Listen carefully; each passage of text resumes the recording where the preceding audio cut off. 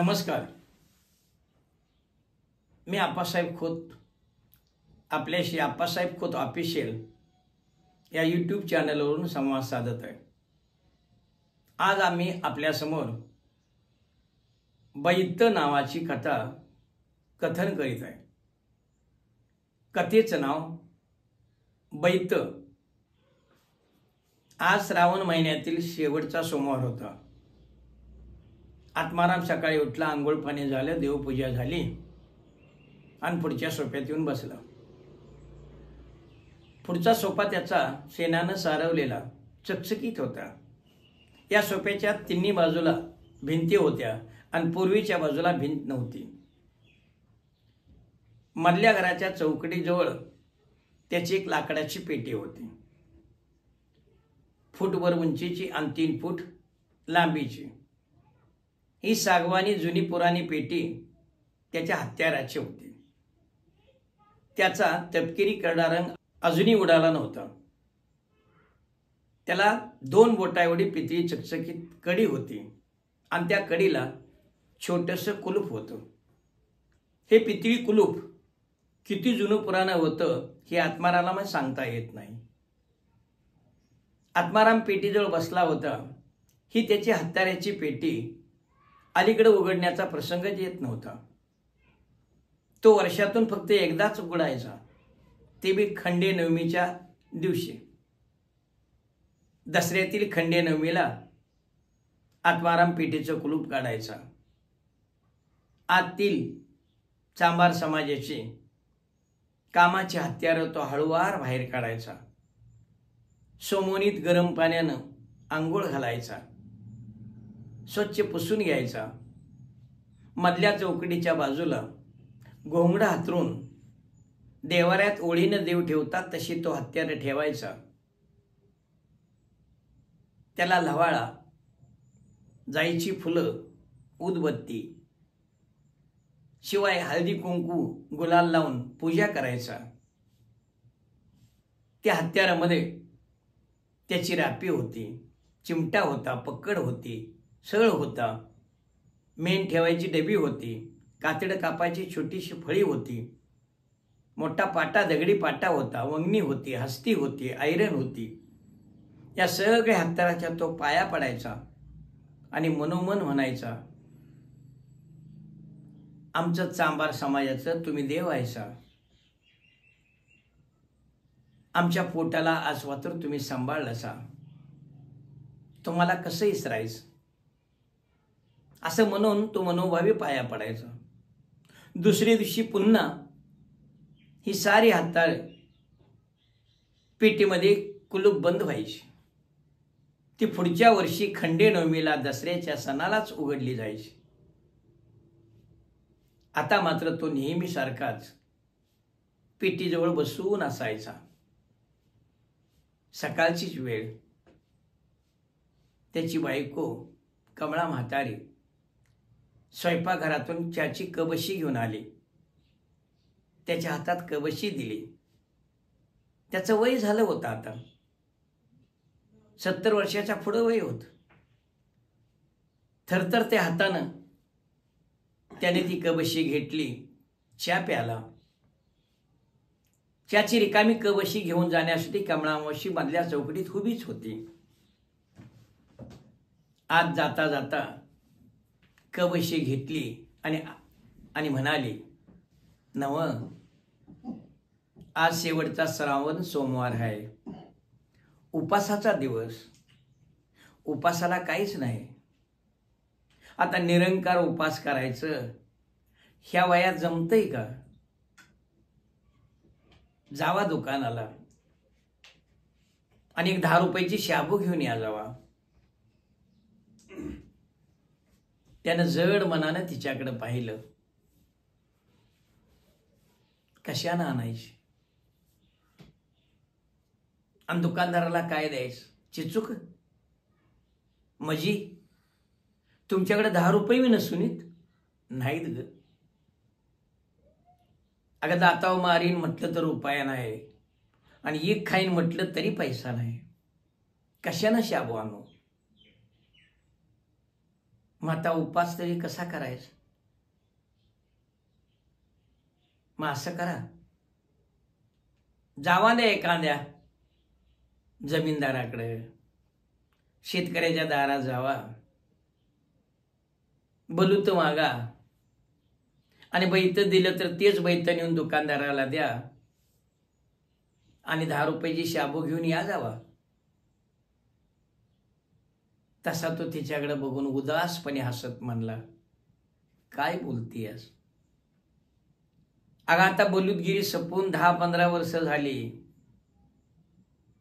कोणाच्या दारात जाऊ आणि बैत मागू? कोण दिल का?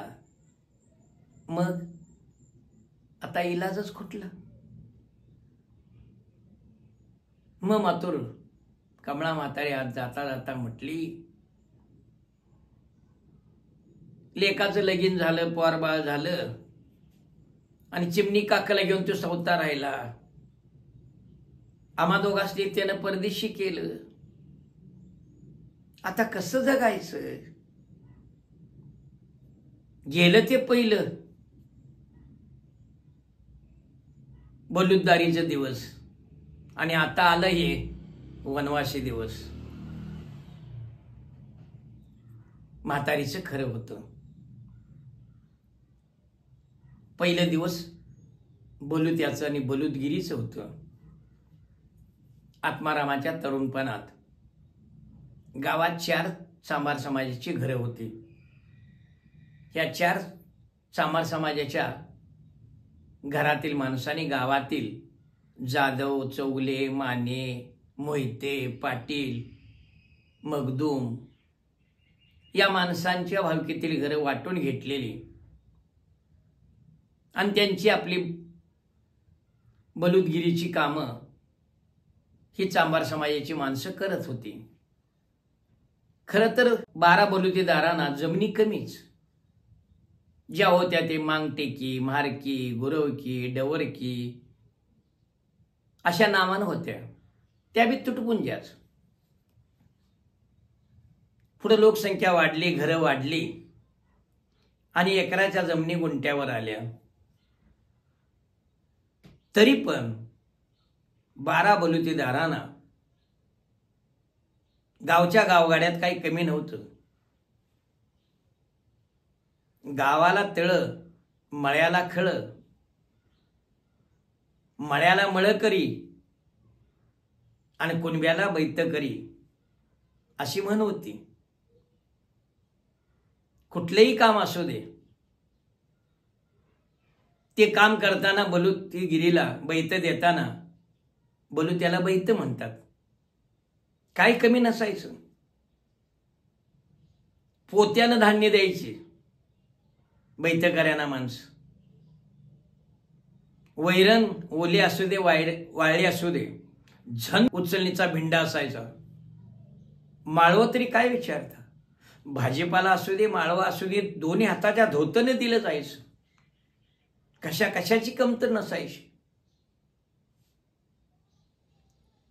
कुणब्याची दानत करण्यासारखी असायची आणि बलुतेदारांची निष्ठा त्यांच्या कामावर असायची.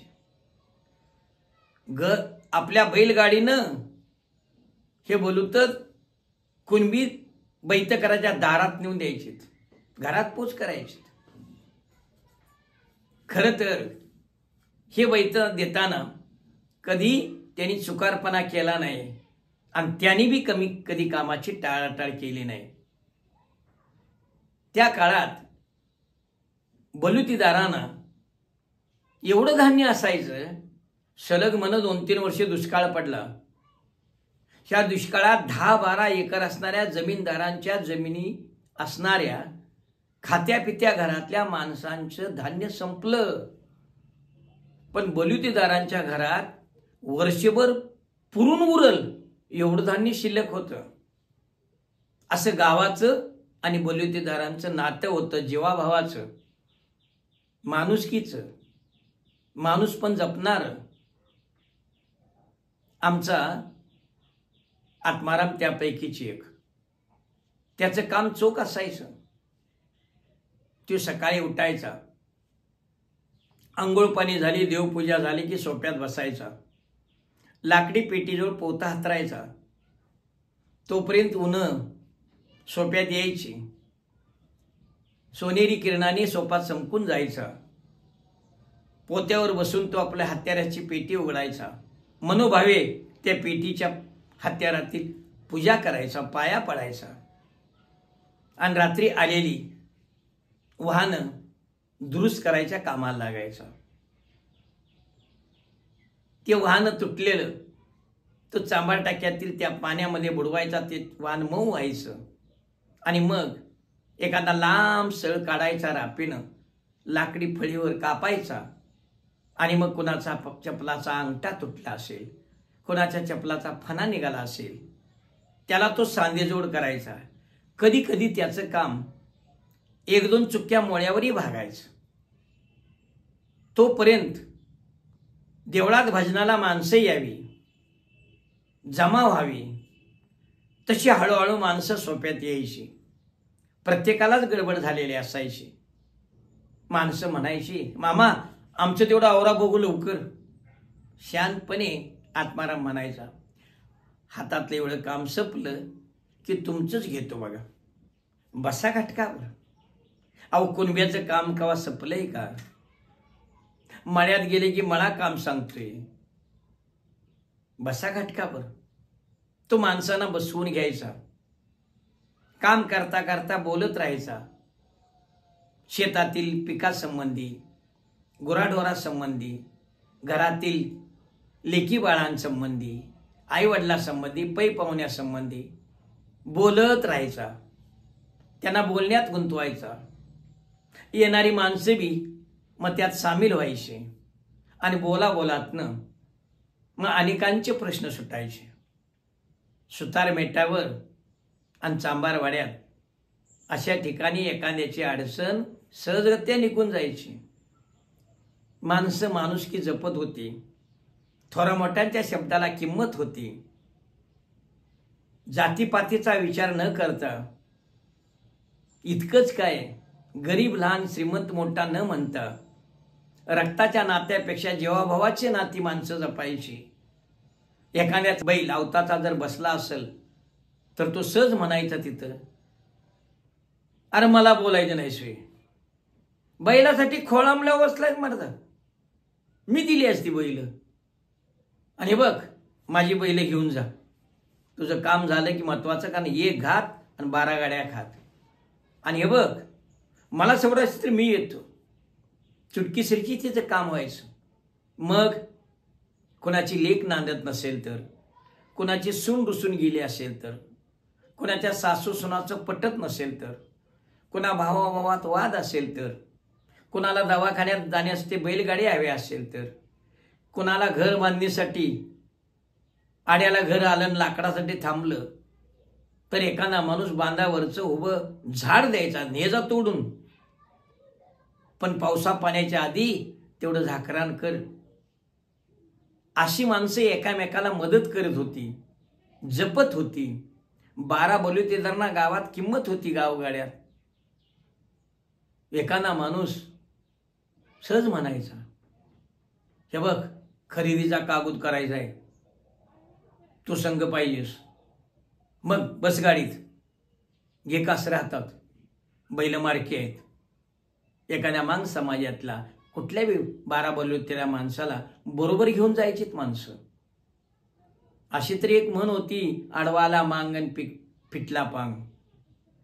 मग चांभार समाजाचा माणूस असू दे, ढोर समाजाचा असू दे, गुरु समाजाचा असू दे, कुठल्याही जातीचा माणूस असू दे, घर बांधणीसाठी, विहीर काढण्यासाठी, लग्न कामाला, लग्न कार्याला आणि कुठल्या कुठल्या शुभ कामाला एखादा 12 बलुतेदार हटकून माणसं घेऊन जायची. असंही नातं होत. तशात माणसं एकामेकाला जपायची. आत्मारामी तसाच होता. त्यानं केलेला चाबूक असू दे, झुपणं असू दे, वादी असू दे, घुंगुरवादी असू दे, नाहीतर चाळ असू दे, त्याची बांधणी देखणी असायची. धनगरी माटाचं 3 पातळीचं पायतान असू दे, एक तळीचं पायतान असू दे, एवढं देखणं बांधायचं, बायकांच्या चपल्या असू देत, लहान मुलाची चप्पल असू देत, एवढी सुंदर बांधायचा. 2-2 वर्ष अंगठा तुटणार नाही का फणा तुटणार नाही.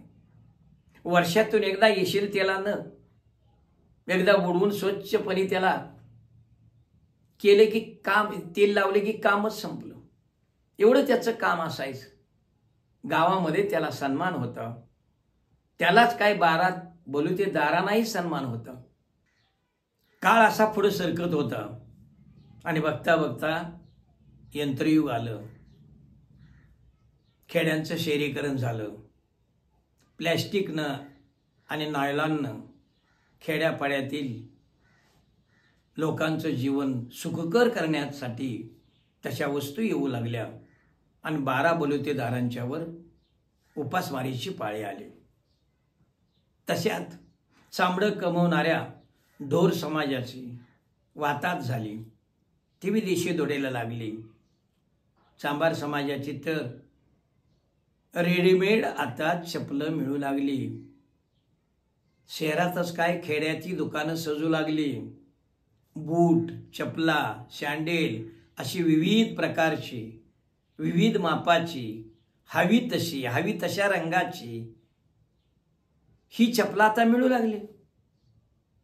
आणि आत्मारामचं वय झालं, त्याला ते काम जमना. रंगीत दुनिया झाली. लोकांना ते आता आवडू लागलं. सुताच्या वस्तू, नायलॉनच्या वस्तू मिळू लागल्या. आत्मारामच्या मुलानं गावात मोक्याच्या ठिकाणी रेडीमेड चपलाचं दुकान घातलं आणि बायका पोरांना घेऊन तो तिकडंच विभक्त राहिला. असंच दिवस जाईत होतं. कामासाठी आता कोणी त्याच्या घराकडे येत नव्हतं. माणसं आता अलीकडे येत होती त्याच्याकडे. कशासाठी? तो दृष्ट काढायचा. अवताचा बैल बसला, दावणीची म्हैस नाही, गाय दूध द्यायची थांबली, शर्यतीचा खून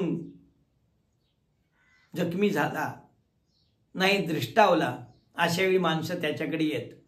कारण आत्मारामचा हातगुण चांगला आहे असा माणसांचा समज होता. आत्माराम जायचा, मीठ, मोहरी, मिरची घ्यायचा, बिबा घ्यायचा, 3 वाटेची माती घ्यायचा आणि दृष्ट झालेल्या जनावरांच्या 3दा उतरून 3 वाटेच्या तिकाटण्यावर नेऊन ठेवायचा, बोट मोडायचा आणि मनात काहीतरी म्हणायचा. योगायोगानं अवताचा बैल उठायचा, रवत करायचा, वैरणकाडी खायचा, दावणीची म्हैस दूध द्यायची, रुटिंगवर यायची, शर्यतीचा बैल कामाला लागायचा. पण पुढं काय झालं? पुढं विज्ञान युगात ही अंधश्रद्धा आहे असं लोकांना वाटू लागलं. कारण या दृष्ट काढण्याच्यामुळं त्यांना कोणतरी पैसे द्यायचे आणि पसाभर धान्य द्यायचं. त्याच्यावर त्याचं कसं तरी चालत होतं. पण आता तेही थांबलं. कारण विज्ञान युगात ही अंधश्रद्धा आहे असं लोकांना वाटू लागलं आणि दृष्ट काढण्यासाठी त्याच्याकडं माणसं यायची बंद झाली. दिवस हलाखीचं आलं होतं. गावाचं गाव पण संपलं होतं. 12 बलुतेदारांची बलुतदारी उद्ध्वस्त झाली होती. त्याचं आता वाईट फळ मिळालं होतं. असह्य झाला होता. आता उदासपणे तो बसला होता. मनात म्हणायचा, गेलं ते दिवस बलुतेदारीचं आणि आता आलं हे वनवासी दिवस. शांतपणे तो शून्यात नजर लावून लाकडी पेटीजवळ बसला होता. त्याची बायको घरातून बाहेर आली. उदासपणे बसलेल्या आपल्या नवऱ्याला म्हणाली, नव अजून गेला नाहीसा? भानावर आला. ती पुढं म्हणाली, जावा की, काहीतरी करून 10 रुपयाची शाबू आणा, जावा उपासाला. एका शब्दाने बोलला नाही. जड पायाने उठला आणि पाय वडत वडत अंगणात आला. कोणाकडे जाऊ, कुठं जाऊ, त्याला प्रश्न पडला.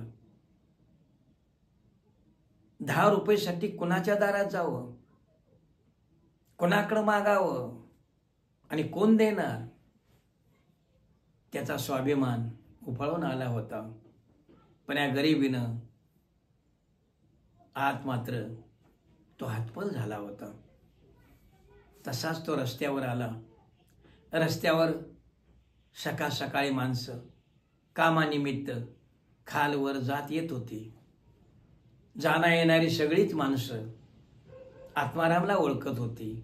आत्माराम त्यांना ओळखत होता. काही काही माणसं त्याच्याकडे बघायची, नुसतंच उसनं हसायची आणि निघून जायची. तर काही माणसं त्याच्याकडे बघायची आणि वाकडी वाट करून जायची. का? समजा त्यानं 5-10 रुपये मागितलं तर नाहीतरी कसं म्हणायचं. पण ते मागणारे नव्हतं. उदासपणे उभा होता. तोपर्यंत भंगारवाला फोडून आला. भंगार घेणार, भंगार घेणार, मोडकी सायकल घेणार, लोखंडी मोडका खाट घेणार, बैलगाडीची लोखंडी धाव घेणार, प्लास्टिक घेणार, प्लास्टिक, भंगार, भंगार. त्या भंगारवाल्याला आत्मारामानं बघितलं. त्याचं मन त्याच्याशी काहीतरी बोललं. तो जवळ आला आणि भंगारवाल्याला आत्माराम म्हणाला, थांब बाबा. काय म्हणताय मामा? तुझ्याकडे एक काम होतं. कसलं? माझ्याकडे लोखंडी वस्तू आहेत, त्या हत्यार आहेत चांबारकीची, घेशील? लोखंडी आहेत ना? होय आहेत की. मग चला तर. जड मनानं आत्माराम पाठमोरा झाला. त्याच्या मागून भंगारवाला आला. अंगणात भंगारवालानं सायकल स्टँडला लावली. शीटवर हात टेकून तो उभा राहिला. कणकं झालेल्या पायानं आत्माराम पुढे गेला. त्यानं लाकडी पेटीचं कुलूप काढलं. सकाळी देवपाजीसाठी ठेवलेली 2 जाईची फुलं बाजूला उचलून ठेवली. धडधडत्या काळजानं त्यानं कुलूप उघडलं. थरथरत्या हातानं पेटीतली हत्यारं त्यानं हातात घेतली आणि जड मनानं ती हत्यारं भंगारवाल्याच्या पुढं धरली आणि म्हणाला, घे बाबा. काय मामा, ह्या हत्यारांचं आता काय द्यायचं? दे, तुझ्या मनानं काय द्याच ते दे बाबा. काय द्याच? 10 रुपये दिन बघा. जशी तुझी मर्जी. त्यानं हत्यारे घेतली. 10 रुपयाची नोट आत्मारामाच्या हातावर ठेवली. सायकलचं स्टँड काढलं आणि पुन्हा आरोळी देत तो निघून गेला.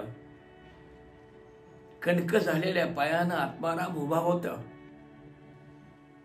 घाळाला डोळं सांडायला लागलं.